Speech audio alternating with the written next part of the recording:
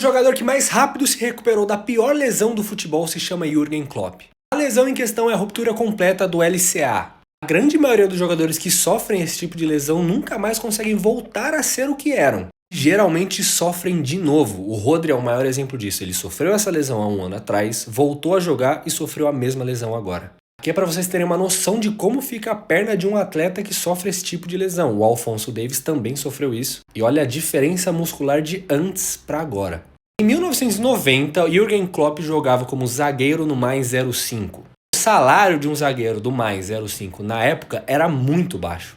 O futebol não era o absurdo que é hoje. Hoje um jogador do Mais 04 ganha muito bem. Lá naquela época nem um pouco. E ele infelizmente sofreu essa lesão que demora 6 meses no mínimo. É muito comum você ver pessoas que se recuperam em um ano. Porém, Jürgen Klopp naquela idade, naquela época, já tinha que sustentar sua família. E a única renda que ele conseguia ter é o salário dele do Mais 05.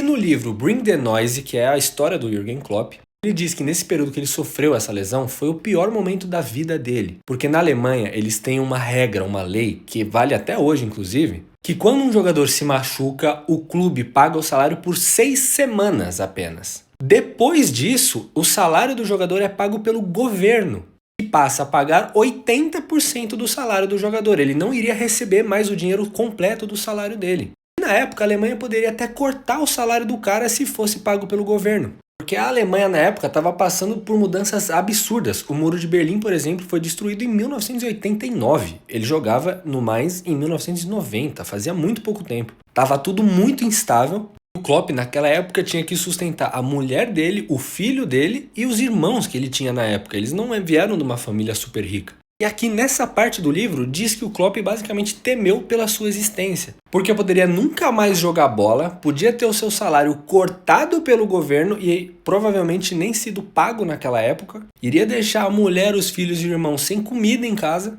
Então, motivado por todo esse desespero, ele conseguiu se recuperar em 3 meses. De uma lesão que é, no mínimo, sendo bem otimista, 6 meses.